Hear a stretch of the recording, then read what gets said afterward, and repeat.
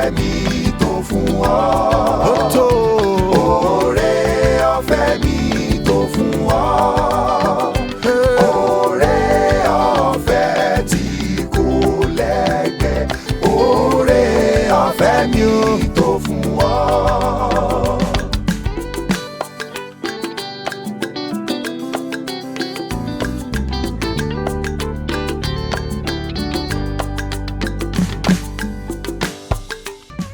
Oore ọ̀fẹ́ mi tó fún ọ.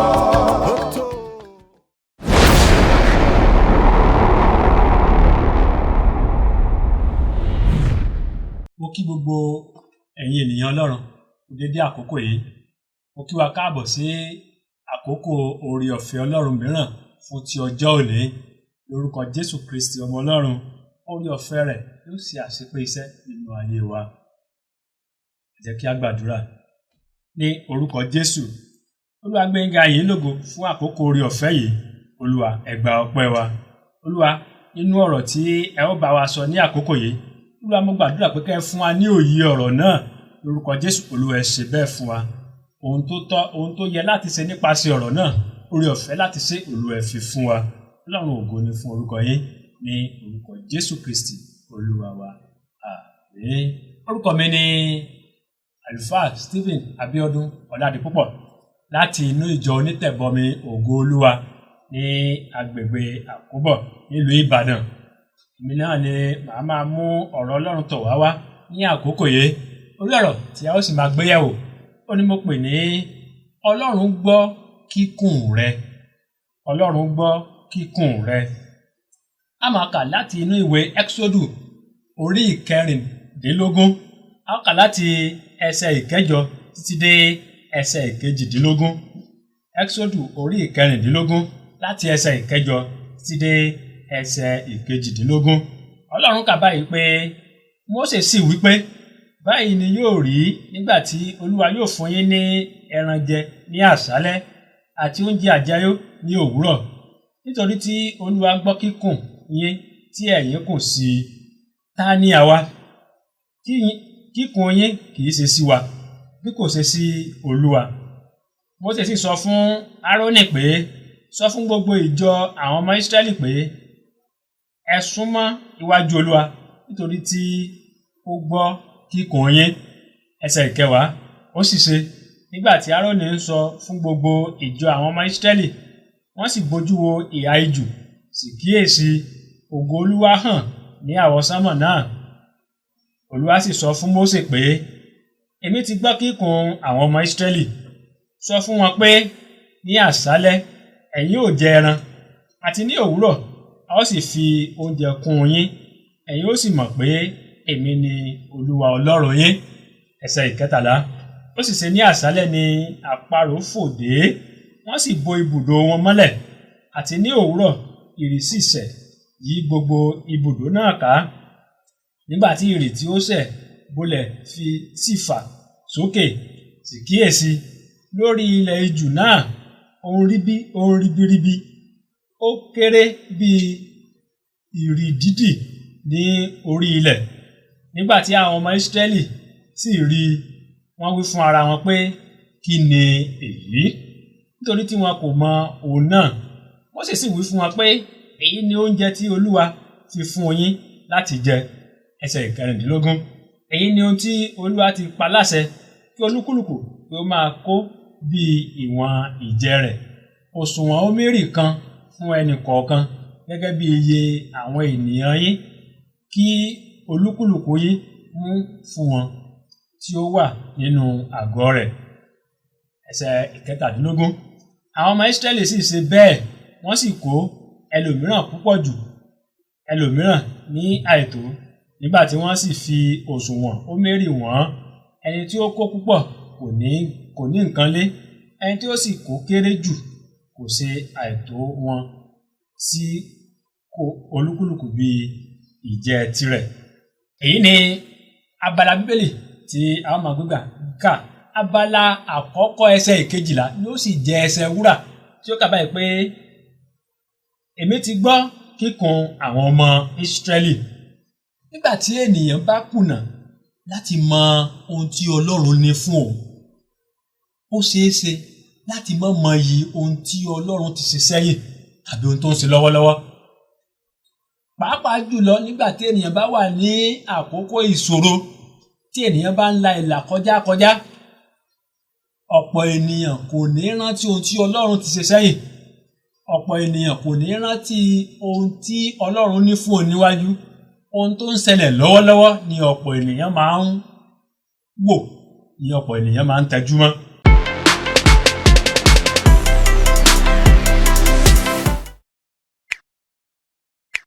Ọlọ́run mọ àbùdá ènìyàn, ó mọ àìlera ènìyàn, pé ènìyàn jẹ́ ẹni tí kìí wo iwájú. Ènìyàn kìí wo ohun tó ti ṣẹlẹ̀ sẹ́yìn. Ènìyàn á máa wo kí ló ń ṣẹlẹ̀ sí lọ́wọ́lọ́wọ́. Ènìyàn ò kì í tilẹ̀ ronú pé kí ni Ọlọ́run ní fún òun, ṣùgbọ́n ohun tí ń là á kọjá, òun ni ènìyàn sábà máa ń wò ní ọ̀pọ̀ ìgbà. Èyí ni àwòrán àwọn ọmọ Ísírẹ́lì ní abala Bíbélì kíkà wa yìí. Àwọn ọmọ Ísírẹ́lì, Ọlọ́run ti gbà wọ́n kúrò lọ́wọ́ ìjọba amúnisìn ní ilẹ̀ Íjíbítì pẹ̀lú ọwọ́ agbára, pẹ̀lú iṣẹ́ àmì àti iṣẹ́ ìyanu lójú ọ̀nà wọn. Ọlọ́run ti là wọ́n nínú Òkun Pupa. Tí ó bá jẹ́ wípé Ọlọ́run fẹ́ pa wọ́n run ni, ìbá kúkú ti pa wọ́n nínú òkun. Ó lágbára láti ṣe bẹ́ẹ̀. Ìbá má tilẹ̀ tún gúnlẹ̀ gbà wọ́n kúrò lọ́wọ́ ìjọba amúnisìn ní ilẹ̀ Íjíbítì. Ṣùgbọ́n àwọn ènìyàn yìí, wọ́n fojú tẹ́ńbẹ́lú ohun gbogbo tí Ọlọ́run ti ṣe fún wọn sẹ́yìn. Wọ́n fojú tẹ́ńbẹ́lú ibi tí Ọlọ́run mú wọn lọ. Wọ́n wá ní àfojúsùn pé ohun tó ń ṣẹlẹ̀ sí wa lọ́wọ́lọ́wọ́ yìí, ohun gangan ló ṣe pàtàkì jù, tí wọ́n ń wá ojútùú sí.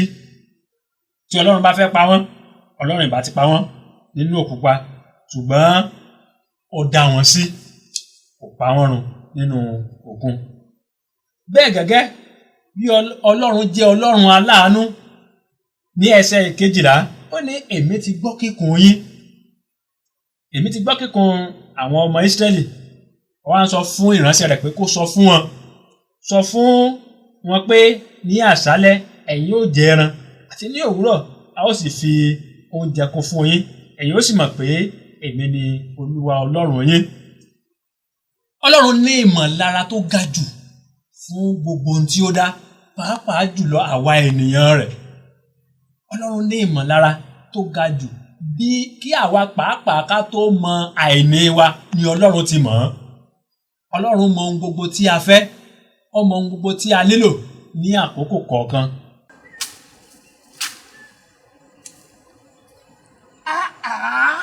Irú ayé wo wá lè ní wáyé? Àdìsá. Láì oko àgbàdo mi òkè ọ̀hún, òun náà kọ́ kò gbójú báyìí lọ. Ní ìrètí tí n bá débi ọ̀pẹ̀ ìgbò, òun náà máa gbó, ó máa kó lọ́jà láti lọ sọ́ta. Ayé ìṣú mi. Àdìsá, gbogbo àrùn yìí. Ètò kan mú ètò òun ní ọba sọ fún ẹ. Orí ọ̀fẹ́ ọjọ́ òní. Nígbà wo ni ètò náà? Ní aago 6 àbọ̀. Sígbà wo? Sí aago 6 àbọ̀. Àràárọ̀. Bí ilé iṣẹ́ ìmáwòrán máwòrán.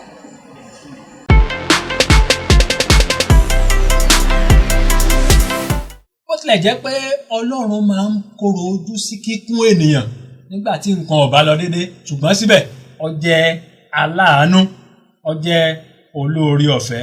Ọlọ́run sì fi àánú rẹ̀ hàn fún àwọn ènìyàn yìí, àwọn ènìyàn Ísírẹ́lì, nípa pípèsè ọ̀pọ̀lọpọ̀ oúnjẹ àti ọ̀pọ̀lọpọ̀ ẹran ní àjẹyó. Tí a bá wo ìwé Hébérù orí 13 ẹsẹ̀ 9, Bíbélì wípé Jésù Kristi ọ̀kan náà ni ní àná àti ní òní àti títí láé. Ọlọ́run jẹ́ ọba títí láé. Jésù Kristi Ọlọ́run nínú ènìyàn, ó wà títí láéláé. Ọlọ́run ti pèsè ohun gbogbo sílẹ̀. Ó ti pèsè ohun gbogbo tí ènìyàn nílò sínú Jésù Kristi. Ọlọ́run ti fi gbogbo rẹ̀ sínú rẹ̀. Ó kù sí ènìyàn lọ́wọ́ láti tọ̀ Jésù Kristi wá, láti lè rí ohun gbogbo tí Ọlọ́run ti pèsè sílẹ̀ yìí, láti lè rí gbogbo ìpèsè rẹ̀ yìí, láti lè rí gbà. Pẹ̀lú Jésù Kristi, ayé dùn ún gbé, kódà ní àkókò ìpèníjà, torí pé kì í fini sílẹ̀. torí pé kì í kọni sílẹ̀. Nígbà gbogbo àwọn tó bá tọ̀ ọ́ wá ọwọ́ rẹ̀ kò kéré láti gbà á, láti gbàrúfẹ́ àwọn tí ó bá tọ̀ ọ́ wá. Ọlọ́run ti pèsè ohun gbogbo tí ènìyàn nílò tọ̀ Jésù Kristi wá ní òní. Ayé dùn ún gbé. Bíbélì sì tún jẹ́ kó yé wa pé tó bá jẹ́ pé nínú ayé yìí nìkan ni ìrètí wa wà, ó ní àwa ni a ò bá máa káàánú fún jù. Ṣùgbọ́n àwa nírètí nínú ayé yìí, a sì ní ìrètí nínú ayé tó ń bọ̀. Tí ó bá ṣe pé àwọn ọ̀gá wa níbi iṣẹ́, àwọn bàbá wa nínú ilé, tàbí àwọn ènìyàn tí a wò pé ó yẹ kí wọ́n ràn wá lọ́wọ́, wọn ò gbọ́ kíkùn wa, wọn ò gbọ́ àròyé wa, kò fi ń dá wa lójú pé Ọlọ́run ń gbọ́ kíkùn wa nígbà gbogbo. Ọlọ́run mọ ibi tí a ti ṣe aláìní nǹkan tàbí òmíràn, ṣùgbọ́n ó fẹ́ kí a tọ̀ òun wá. Ó fẹ́ kí a tọ̀ òun wá nípasẹ̀ Jésù Kristi. Ká fi ayé wa fún Jésù Kristi, kí ó jẹ́ olùgbàlà wa, kí ó jẹ́ olùdarí wa. Tí a bá ti gbé ìgbésẹ̀ yìí, yóò rọrùn fún wa láti lè jẹ̀gbádùn gbogbo ìpèsè Ọlọ́run tó wà nínú Jésù Kristi. Ayé yìí yóò dùn ún gbé fún wa. A ó sì ní ìrètí ayérayé pẹ̀lú Ọlọ́run.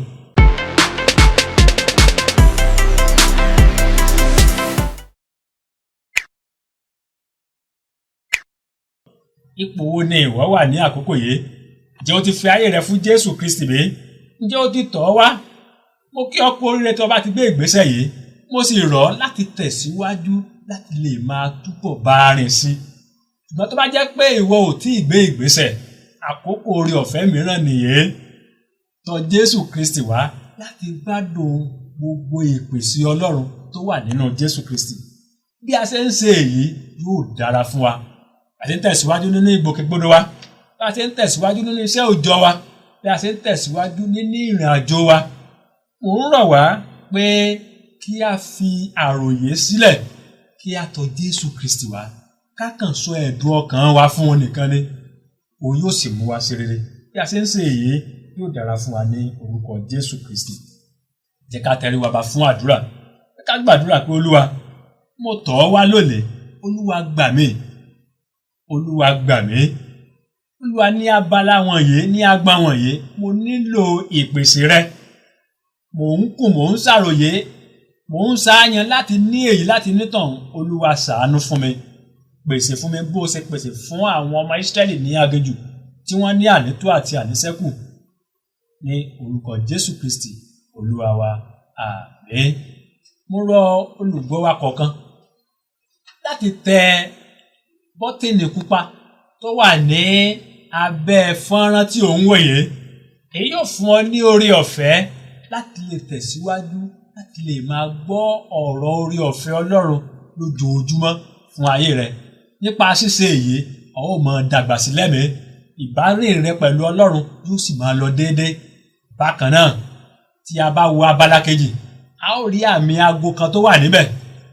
Tí a bá ti tẹ àmì aago yìí, eléyìí yóò máa rán wa létí lóòrèkóòrè nígbàkúgbà tí iṣẹ́ ìránṣẹ́ bá ti ń jáde láti orí móhùnmáwòrán yìí. Yóò dára fún wa bí a ṣe ń ṣe èyí ní orúkọ Jésù Kristi, Olúwa wa. Àmín.